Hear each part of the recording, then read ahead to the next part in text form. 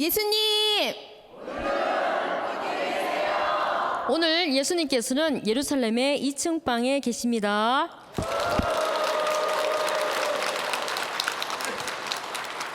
찬미 예수님 안녕하세요. 우리가 지난 시간에 서로 사랑하면서 살아보자 이렇게 했었잖아요. 그렇죠? 어떻게 서로 사랑하면서 살아보셨나요? 그래요. 그럼 옆 사람 보고 이렇게 얘기합니다. 당신은 사랑 덩어리입니다. 이렇게 인사를 하도록 하겠습니다. 자, 시작.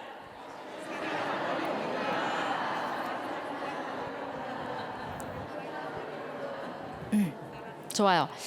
오늘 예수님께서는 예루살렘의 그 2층 다락방에 이렇게 계시면서 무엇을 하시는가 하면 최후의 만찬을 하고 계십니다. 예수님께서는 우리에게 서로 사랑하여라, 서로 사랑하여라 라면서 계명을 주셨어요. 그리고 예수님께서는 이제 당신이 당하실 그 순환과 죽음을 생각하면서 제자들과 함께 최후의 만찬을 하시는데 우리 모두도 이렇게 초대되었습니다. 초대장 받으셨죠? 자, 그러면 우리도 지금 2층 방에 예수님과 함께 최후의 만찬 자리에 한번 가보도록 하겠습니다. 성경에서는 순환 전날 저녁 그리고 순환 아침을 이렇게 얘기하면서 사복음서에 예수님의 순환 사화를 우리에게 알려주고 있습니다. 특히나 이제 공간복음에서는 순환 전날 저녁에 있었던 이 최후의 만찬과 겟세마니의 기도 기억나실 거예요. 그렇죠? 그리고 예수님께서 잡히셔서 대사제와 최고의회에서 신문을 받는 그 장면을 우리에게 보여주고 있습니다. 사실 이스라엘 지도자들은 예수님께서 예루살렘에 이렇게 오셨을 때 예수님을 잡으려고 이렇게 혈안이 되어 있었지만 뚜렷한 그게 없기 때문에 잡지 못하는 그런 상황이었습니다. 더군다나 때는 이제 파스카 축제가 열릴 그 무렵이었죠. 이런 분위기 속에서 우리가 보면 예수님께서는 친구에게 이렇게 얘기를 합니다. 방 하나 내줘. 이제 이렇게 미리 약속을 해요. 그러고 난 뒤에 제자들에게 그 이름이 알려지지 않았지만 그 친구의 집에 가서 방을 마련해서 파스카를 준비하여라 이렇게 말을 하고 있습니다. 그런데 이 친구는 예수님께서 축제를 지내기 위해서 뭐 자리 하나 조금 내주는 게 아니라 자기네 방 2층을 완전히 이렇게 다 내준 것을 우리가 볼 수 있죠. 예수님 시대 역사가 요세푸스가 있어요. 요세푸스에 따르면 파스카 때 도살되는 그 양의 수가 엄청 많아요. 25만 6,500마리였다 이렇게 얘기하고 있습니다. 그런데 이 양 한 마리당 먹을 수 있는 최소한 인원이 10명이었어요. 그러면 지금 예루살렘에 몇 명이 왔다? 270만 명이 왔다라는 것을 알려주고 있습니다. 이럴 때 파스카 축제가 일어나면 로마 정부에서도 굉장히 이게 긴장을 할 수밖에 없죠. 왜냐하면 폭동이 일어나기 때문입니다. 자, 그러면 로마 총독의 그 본부가 어디에 있었는가 우리가 한번 보도록 하겠습니다. 평소에는 이들이 예루살렘에 있지만 예루살렘에 이렇게 주둔해 있지 않고 여기에 보면 지중해 카이사리아가 있어요. 그렇죠? 이게 여기에 카이사리아 여기에는 이제 평소에는 이게 로마 총독이나 많은 군인들이 여기에 있습니다. 그런데 이스라엘의 그 축제가 있어요. 그렇죠? 파스카 오순절 그리고 초막절 이럴 경우에는 예루살렘에 엄청난 사람들이 몰려오기 때문에 이쪽에서 다 일로 옮깁니다. 왜? 여러 가지 이제 일들이 일어나기 때문에 이제 여기 다 주둔하는 것을 이렇게 볼 수 있어요. 그런데 루카복음 이제 22장에서 예수님께서는 최후의 만찬을 준비하고 계십니다. 예수님께서는 제자들의 그 최후의 만찬을 파스카 양을 잡는 날로 정하셨습니다. 파스카는 우리가 다 알고 있는 것처럼 니산달 14일에 어린 양을 이렇게 잡고 가정에서 만찬을 이렇게 나누면서 이스라엘의 가장 큰 축제가 뭐다? 바로 파스카였습니다. 이날 저녁에 집에서는 누룩을 다 치웁니다. 누룩을 다 치우고 또 하나가 뭔가 하면 누룩이 든 빵을 먹지 않습니다. 그래서 이 기간을 또 뭐라고 하는가 하면 무교절, 다 함께 해볼까요? 시작! 무교절이라고 합니다. 그러면서 이 파스카와 무교절은 모두 과거에 이스라엘 백성들이 이집트에서의 종살이에서의 그 해방을 기념하기 때문에 함께 이렇게 쓰고 있어요. 그래서 우리가 루카복음에서 보면 파스카 양을 잡아야 하는 무교절 날 이렇게 하면서 이 파스카와 무교절을 같이 이렇게 지내고 있다는 것을 알 수 있죠. 예수님께서 제자들을 위해 예루살렘 그 시내에 파스카 음식을 준비하라고 하셨습니다. 이제 이 파스카 양, 이 무교절에 파스카 양을 잡는데 이 말을 그리스 말로 고통받다, 뭘 받다? 고통받다라는 말에서 나왔습니다. 이는 양이 도살되는 그거를 이렇게 상징하는 표현 중에 하나이죠. 파스카 양은 주로 오후 2시 30분에서 3시 30분 사이에 성전 구내에 보면 사제들의 앞마당이라고 있어요. 거기에서 이제 파스카 양을 도살합니다. 그래서 예수님께서는 베드로와 요한을 보내면서 파스카 만찬을 이렇게 준비하라고 지시를 하였죠. 그래서 이제 베드로와 요한의 그 임무는 뭔가 하면 파스카를 지내기 위해서 일단 방을 마련해야 됩니다. 그리고 두 번째는 성전에 가서 파스카 양을 도살 이렇게 해야 됩니다. 그리고 썬나물과 누룩 없이 구운 그 빵 그리고 포도주를 장만하는 게 그들의 임무였습니다. 예수님께서는 집주인이 이미 준비된 이 큰 방을 내줄 테인데 그곳에다가 뭘 하여라? 만찬을 준비하여라라고 제자들에게 분부하셨죠. 그런데 루카복음에 따르면 예수님의 최후의 만찬은 다른 그는 여느 날에 하지 않고 바로 파스카 날에 하신 것이 결코 우연이 아니었다는 것입니다. 예수님께서는 파스카 음식을 먹는 방을 이미 어떻게요? 정해 놓으셨습니다. 따라서 이 만찬은 단순히 제자들과 이별을 기리는 그런 식사가 아니라는 것입니다. 그보다는 파스칼 다음 날 예수님께서 십자가에 못 박혀 돌아가시는데 그 의미가 어떤 건지를 더 깊이 알려주기 위한 그 만찬이라는 것을 알 수 있죠. 자, 그래서 우리는 루카복음 22장 14절에서 20절을 다 함께 읽겠습니다. 준비되셨나요? 네, 시작. 시간이 되자 예수님께서 사도들과 함께 자리에 앉으셨다. 그리고 그들에게 이르셨다. 내가 고난을 겪기 전에 너희와 함께 이 파스카 음식을 먹기를 간절히 바랐다. 내가 너희에게 말한다. 파스카 축제가 하느님의 나라에서 다 이루어질 때까지 이 파스카 음식을 다시는 먹지 않겠다. 그리고 잔을 받아 감사를 드리시고 나서 이르셨다. 이것을 받아 나누어 마셔라. 내가 너희에게 말한다. 나는 이제부터 하느님의 나라가 올 때까지 포도나무 열매로 빚은 것을 결코 마시지 않겠다. 예수님께서는 또 빵을 들고 감사를 드리신 다음 그것을 떼어 사도들에게 주시며 말씀하셨다. 이는 너희를 위하여 내어주는 내 몸이다. 너희는 나를 기억하여 이를 행하여라. 또 만찬을 드신 뒤에 같은 방식으로 잔을 들어 말씀하셨다. 이 잔은 너희를 위하여 흘리는 내 피로 맺는 새 계약이다. 네, 잘 읽으셨습니다. 이제 파스카 축제는 이스라엘에게 굉장한 큰 의미가 있었습니다. 그 몇 가지를 이렇게 알아보면 또 예수님께서 최후의 만찬을 지내신 것이 어떤 뜻인지를 우리가 알 수 있어요. 자, 그래서 첫 번째 파스카는 이스라엘의 해방을 기념하는 축제입니다. 무엇을 기념한다고요?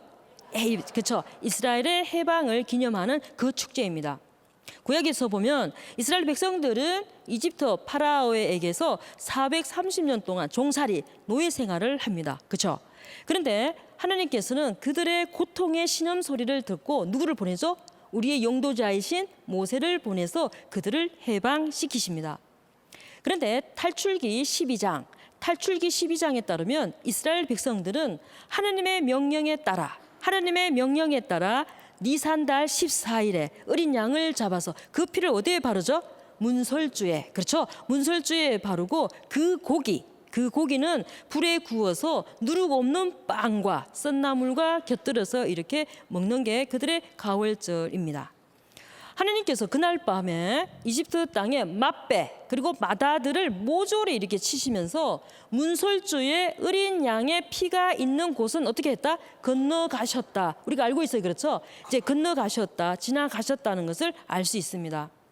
이로써 파라오는 하나님께 온전히 이렇게 굴복을 하면서 이스라엘 백성을 이집트 땅에서 내보냈습니다.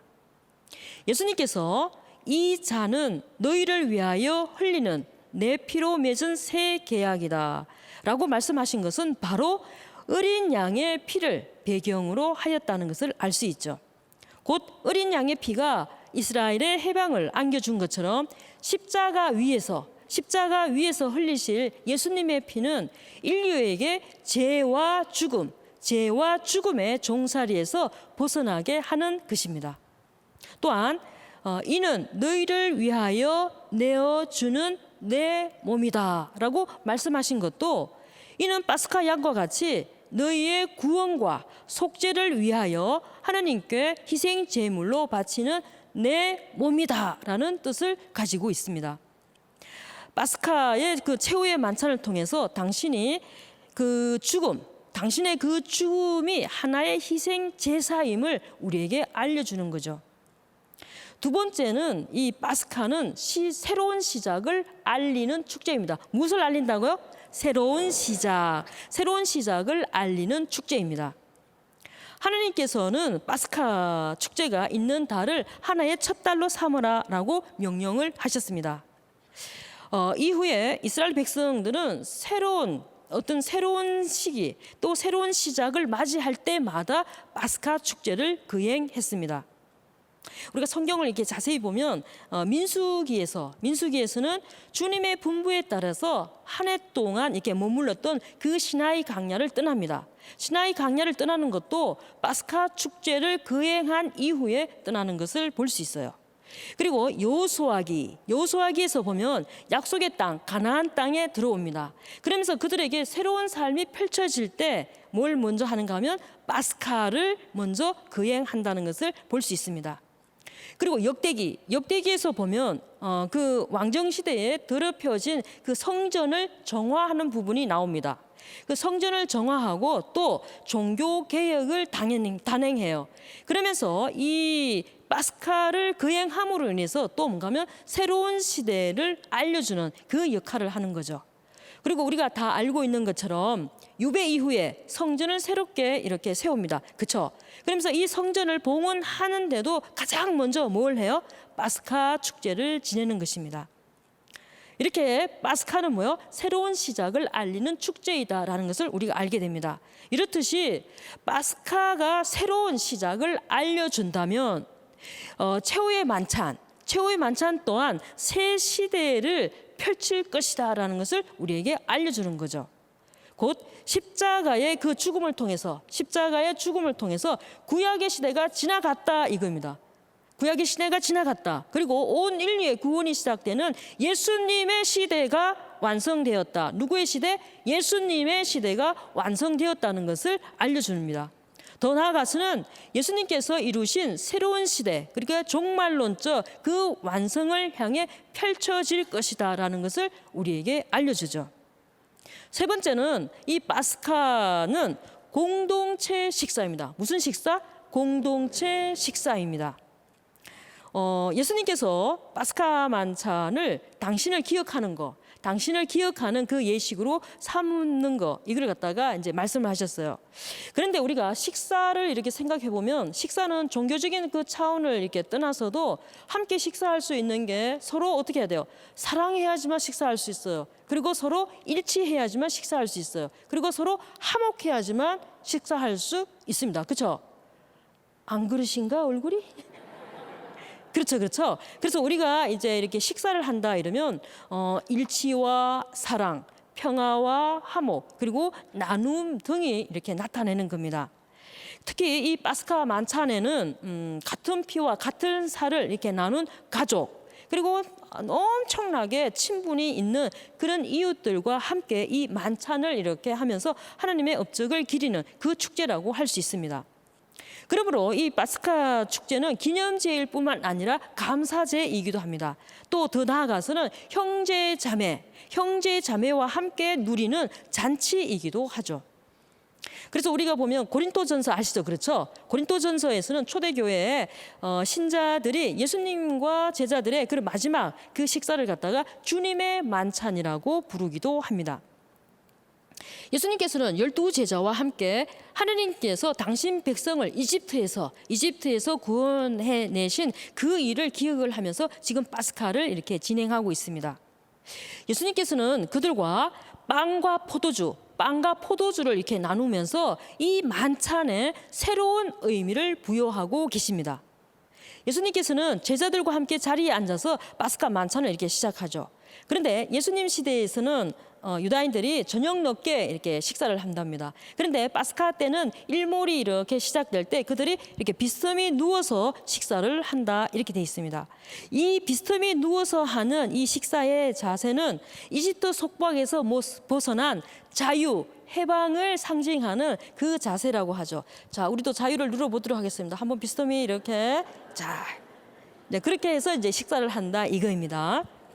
자, 그래서 이제 그 파스카 만찬 때 초대된 그 12제자, 이 12제자는 새 계약의 백성을 대표하고 있다. 이거를 또 말해주고 있습니다. 예수님께서는 그들을 위해 또 그들을 대표하는 모든 믿는 이들을 위해서 당신의 몸과 당신의 피를 계약의 제물로 우리 모두에게 이렇게 내어주시는 것을 볼 수 있죠. 이 제물은 이집트 해방을 위해 그 양의 구실을 능가하는 하나님의 어린 양이신 예수님의 죽음을 의미하는 것 중에 하나입니다.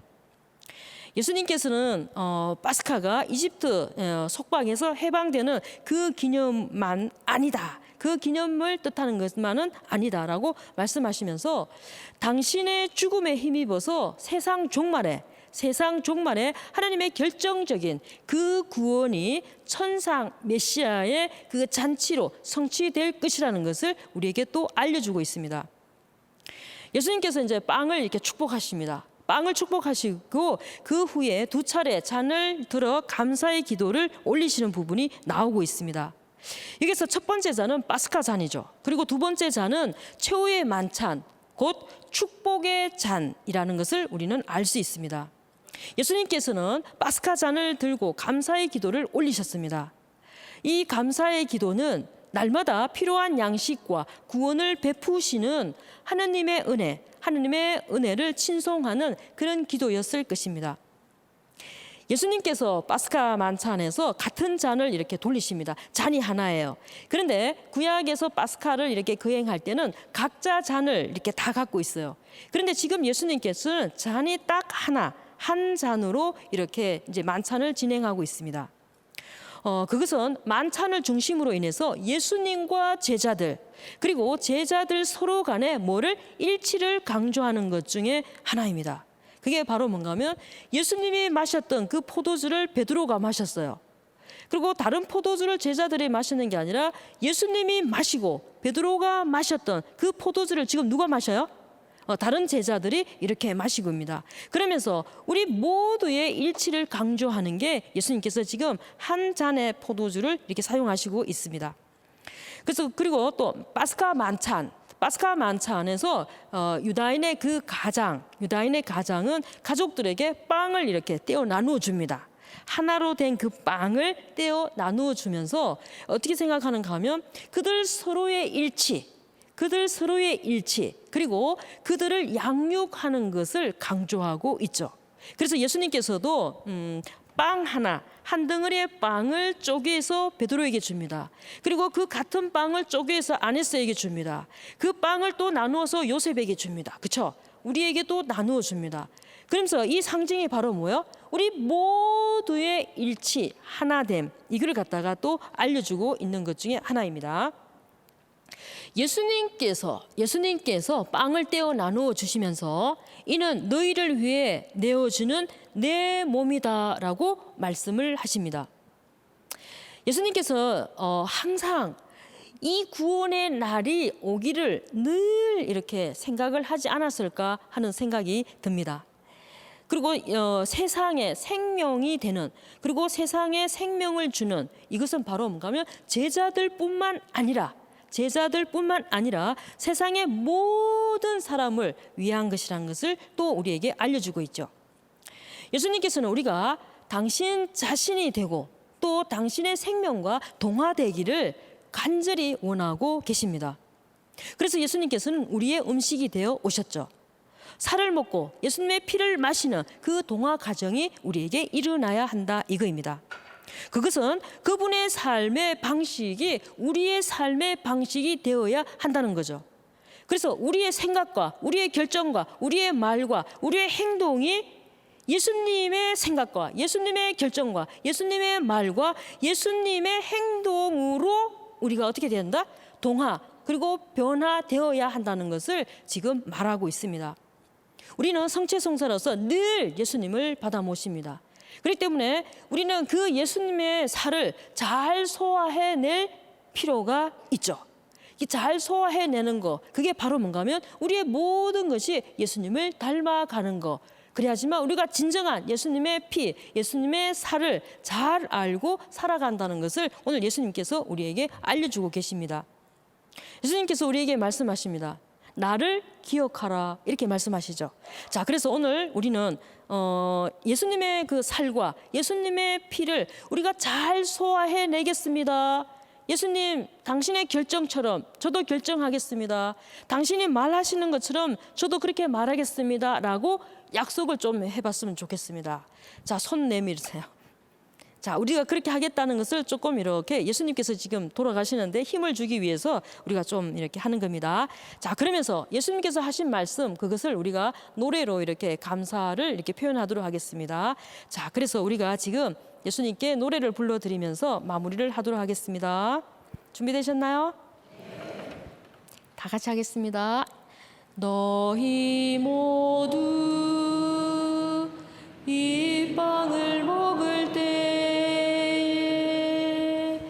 너희 함께 있음을 기억하라. 너희 모두 이 잔을 마실 때에 너희 함께 있음을 기억하라. 네, 다음 시간에 뵙겠습니다.